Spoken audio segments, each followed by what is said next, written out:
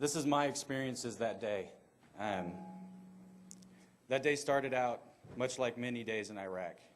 We were woken up about 2:30 a.m. to prepare for a mission, one of many that seemed pointless. Our battalion commander called their Ranger Dominance, but many of the soldiers, such as myself, dubbed them Ranger Dumbass.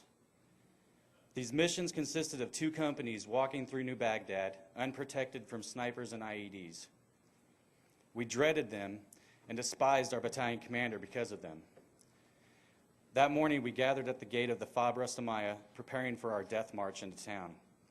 It was now about 4 a.m. in the morning when we heard the sirens for incoming. Boom. First one, not very far away from us.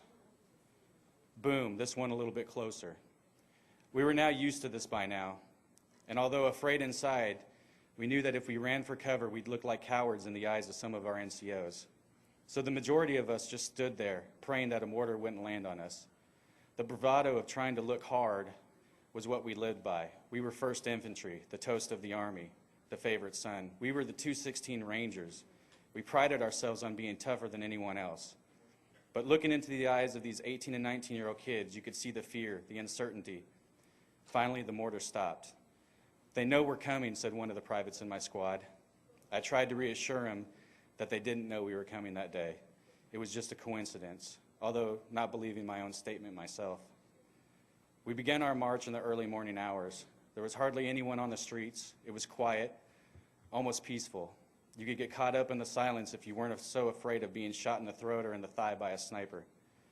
Snipers usually went to these areas because they were unprotected, the throat for obvious reasons, and the thigh for your femoral artery.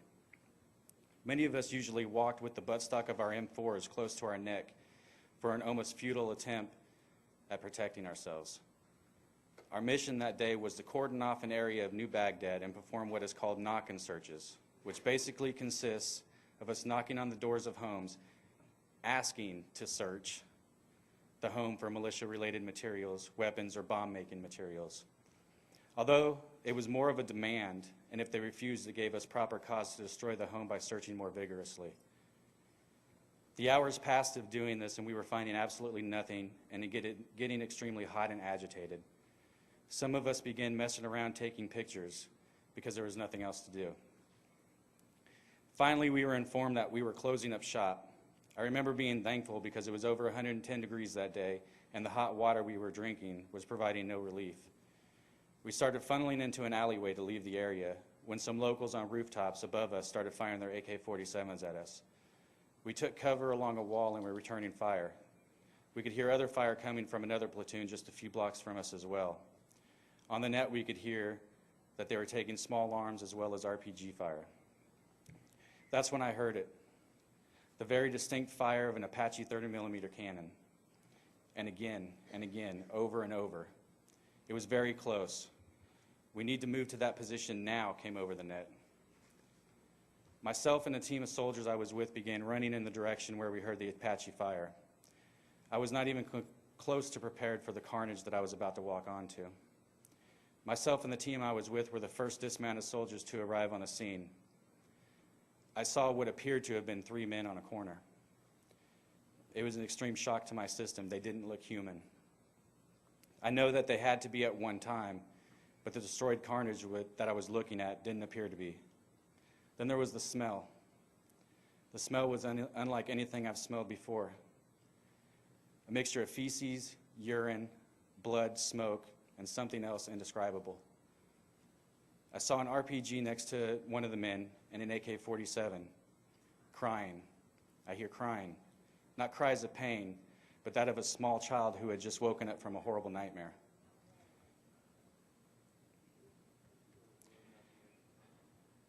I saw that there was a minivan, and the cries appeared to be coming from it. Myself and another soldier, a 20-year-old private, walked up to the passenger side van and looked inside. The private that I was with reeled back, began to vomit, and quickly ran away. What I saw when I looked in the van was a small girl about 4 years old on the passenger side of the bench seat. She had a severe belly wound and was covered in glass. The glass was in her hair and also in her eyes. Next to her, half on the floorboard, with his head resting on the seat, was a boy about 7 years old. He wasn't moving, and from the severe wound to the right side of his head, my first thought was that he was dead. In the driver's seat was who I immediately concluded must have been these children's father by the way he was hunched over the children in a protective manner. There was no way that the father had survived. I immediately grabbed the little girl and screamed for a medic. The medic and myself went into a house behind the van. There was a local man hiding in fear in his kitchen of his home. I yelled out to him to help me. He stood up and quickly grabbed a bucket of water, which the medic and I used to clean the girl off. I pulled as much glass from the little girl's eyes as I could so that she can blink. The whole time thinking, fuck, what the fuck, these are babies. See, my son was born May 31st, 2007. I had yet to see him. And I had a daughter who was barely older than this girl. The medic radioed in that he needed to be that the little girl needed to be evacuated because there was nothing else he can do here. I handed the child to the medic, who then ran the girl to a waiting Bradley armored vehicle. I walked back to the van. I don't know why, or what told me to go back to the van. There was just something making me go back to the van. I looked inside the van again. Did the boy just move? Holy shit, the boy just moved. I grabbed the boy from the van and held him against my chest. I was screaming at this point, the boy's alive, the boy's alive. I started running to the Bradley in hopes that it wasn't leaving. At this point, the boy looked up at me. Just 1 second, sorry. Then his eyes rolled back, and my heart sunk. It's okay, I have you. It's going to be okay. Don't die, don't die. I squeezed him a little bit tighter. I put him into the Bradley as gently as I could. What the fuck are you doing, McCord? It was my platoon leader. You need to quit worrying about these fucking kids and pull security, he screamed. At the time, the only thing I can think of was, Roger that, sir. I said immediately and went to the rooftop to pull security. While on the roof, one of the soldiers took a picture of me. I didn't realize that the blood of the children was all over the front of me. Later that day, when we returned to the FOB, Forward Operating Base, everyone pretty much ignored what had happened. I couldn't. I went to my room to try to clean the children's blood from my uniform, fighting back tears from what I had seen. My emotions were taking over.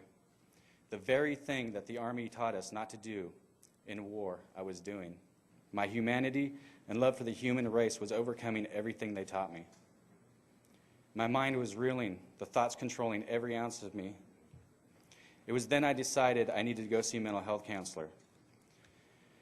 I went to a staff sergeant who was in my line and asked to speak with him. When I told him my feelings and how I was unable to deal properly in the Army sense with what I had just witnessed, his response was, "You need to suck that shit up. Quit being a pussy and get the sand out of your vagina. If you go to mental health, there will be repercussions like being charged with malingering." I couldn't believe that needing to talk to somebody could constitute a crime in the Army. But like a good little soldier, I said, "Roger that," and went back to my room to cope the only way I knew how, which was by watching as many movies and listening to as much music as I could to escape the reality of what I was. I became extremely angry. I yelled at everyone.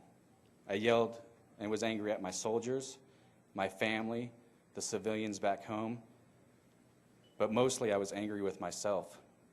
I hated myself for what I was a part of. There were many days in Iraq that I dreamed for an IED or a sniper to take me out and end the pain I was feeling.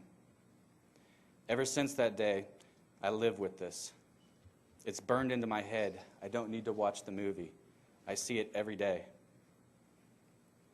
I hear the cries of the children when I close my eyes. I smell the smells. When it's quiet, I see the carnage like a slideshow. I'm hoping one day I can sleep a full night without the memories coming back to haunt me. The innocence lost, my friends lost. Hopefully one day I won't be so angry. Hopefully one day I'll help others see that they're not alone in valuing life. Thank you.